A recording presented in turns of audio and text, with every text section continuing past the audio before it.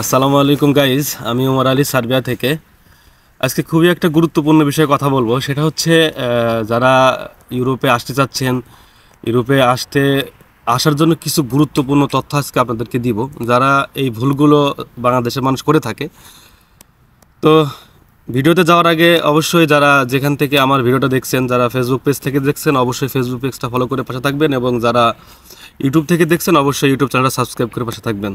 এবং আরও নতুন নতুন কিছু জানার থাকলে পরে অবশ্যই আমার কমেন্টে জানাবেন। আমরা যারা এই ভুলগুলো রেগুলারই করে থাকি, বা প্রত্যেকটা মানুষ এই ভুলের ভিতরে আসি, যারা ইউরোপে পাসপোর্ট জমা দিচ্ছি এবং ফাইল জমা করতেছি, তো এই ভুলগুলো আমরা কখনোই করব না। ভুলটা হচ্ছে, প্রথম ভুলটা দেখেন, আমার অভিজ্ঞতা থেকে আমি বলি, আমি সার্বিয়াতে আসার আগে দীর্ঘ একটা বছর আমি ইউরোপের দেশ, সেনজেন একটা দেশ, পোল্যান্ড, এখানে ট্রাই করি। তো একটা বছর এখানে আমার ভিসা হয় না, যে কোনো কারণে আমি ওইখানে ভিসা পাইনি। না পাওয়ার পরে আমি সার্বিয়াতে ট্রাই করি। সার্বিয়াতে দীর্ঘ 4 মাসে আমার ভিসা হয়ে যায়। 3.5 মাসে ভিসা হয়ে গেছে, আমি 4 মাসের ভিতরে ফ্লাইট করতে পারছি। তো এখন স্টিল না, আমি 4 মাস আছে সার্বিয়াতে, 4 মাস আপ, 4 মাস প্রায় 3-4 দিন হয়ে গেছে বেশি। তো এখন যে বিষয়টা আমি আমার অভিজ্ঞতা থেকে বলতেছি আপনাদেরকে, সেটা হচ্ছে, দেখেন, আমরা যখন কোনো এজেন্সি বা কোনো দালালের কাছে যাই, তারা যাওয়ার পরে তারা আমাদের সাথে এমনভাবে কথা বলে, এমনভাবে কনভিন্স করে যে আমরা অলরেডি ইউরোপে চলে গেছি, অর্ধেক মানে 95% চলে গেছি, শুধু ভিসা হাতে পাওয়া বাকি আছে। এমনও অনেক প্রত্যাশা আমাদের অনেক এজেন্সি, অনেক দালাল আমাদেরকে দেয়। তো সেখান থেকে আমি আপনাদেরকে বলবো, খুবই গুরুত্বপূর্ণ যে কথাটা, সেটা হচ্ছে যে আপনারা যে যে অবস্থানে আছেন, আপনি দিচ্ছেন সার্বিয়ার জন্যই হোক বা ইউরোপের যে কোনো দেশের জন্যই হোক, আপনি ফাইল জমা করছেন, পাসপোর্ট জমা করছেন, যার মাধ্যমে হোক, যার কাছে জমা করছেন। তো জমা করার পরে যে ভুলটা মানুষ করে থাকে, সেটা হচ্ছে যে সে যে জবে থাকে, সে যে চাকরিতে থাকে, সে যে কাজে থাকে, সেই কাজ থেকে তারা রিটায়ার নিয়ে নেয়। মানে সে মনে করে যে দালাল বলছে যে 6 মাসে ভিসা হয়ে যাচ্ছে, তুমি তোমার মতো করে গুছায় নাও। সে মার্কেটিং শুরু করে দেয়, কেনাকাটা শুরু করে, আত্মীয় স্বজনের কাছ থেকে বিদায় নেওয়া শুরু করে। তো এই কাজগুলো করে দেখা যায় যে লাস্টে 6 মাসে ভিসা হয় না। কেন ভিসা হয় না ভাই?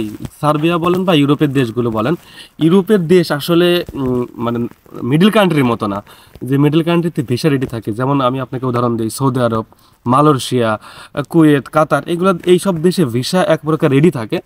আপনি প্রসেসিং 2 মাস 3 মাসের ভিতরে আপনার ভিসাটা আপনার হাতে পেয়ে যাবেন। কিন্তু সার্বিয়াতে ভাই, যারাই বলুক, আসলে অনেকেই বলে না আন্ডার টেবিলে ভিসা করে দেবে, এই কথাগুলো পুরো পুরো ভুয়া। আজকে আমি আন্ডার টেবিলের বিষয়ে কথা বলবো না, আজকে কথা বলবো যে কাজটা আমাদের করা দরকার। নেক্সট কোনো ভিডিওতে আন্ডার টেবিলে আসলে ভিসা হয় কিনা এই বিষয়ে কথা বলবো। সার্বিয়া যেহেতু ইউরোপের একটা অঙ্গরাজ্য দেশ, এই দেশে আসতে হলে আপনার অবশ্যই একটা প্রসেসিং আছে। যেমন আমার ভিসা হয়েছে ধরেন 3 মাসে, 3.5 মাসে। আমার সাথে আর অনেকে, যার ভিসা 1.5 মাসে হয়েছে, আরও অনেক 2 মাসে, 1 মাসে, এরকম ব্যক্তি আমার সাথে আছে। আমরা একসাথে একই কোম্পানিতে কাজ করি। তো আসলে এখন বর্তমান সার্বিয়ার যে অবস্থা, সার্বিয়ার অবস্থা এখন গভর্নমেন্ট যেভাবে প্রসেসিংটা করছে, মিনিমাম আপনাকে 6 মাস লাগবে।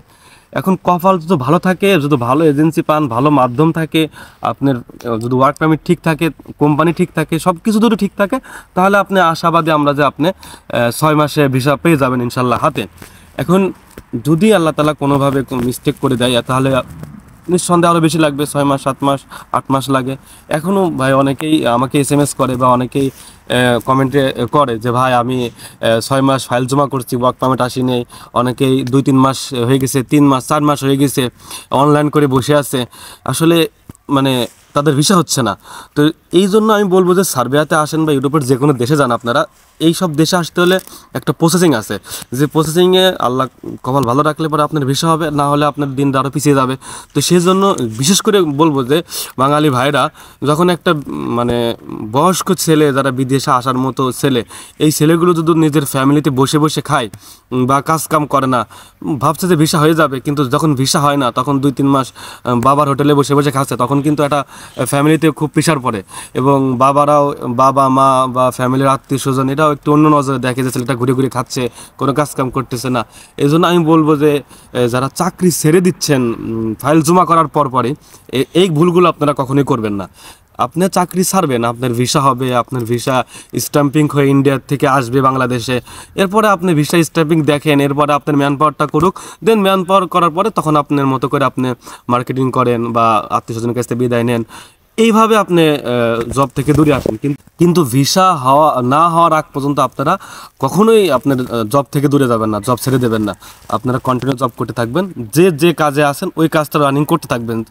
যে জব করেন বা যে ব্যবসা করেন সেই কাজে অটল থাকবেন। দেন আপনার ভিসা যখন আপনি হাতে পাচ্ছেন তখন আপনি জব থেকে চাকরি থেকে রিটায়ারমেন্ট বা জব থেকে দূরে যান, যেটাই করেন তখন আপনি ফুলফিল বিদেশে আসার জন্য প্রিপারেশনটা নেন। অবশ্যই আমার এই কথাগুলো আপনারা খুবই গুরুত্বপূর্ণভাবে নেবেন, অবশ্যই আপনার কাজে আসবে ইনশাআল্লাহ। আল্লাহ হাফেজ।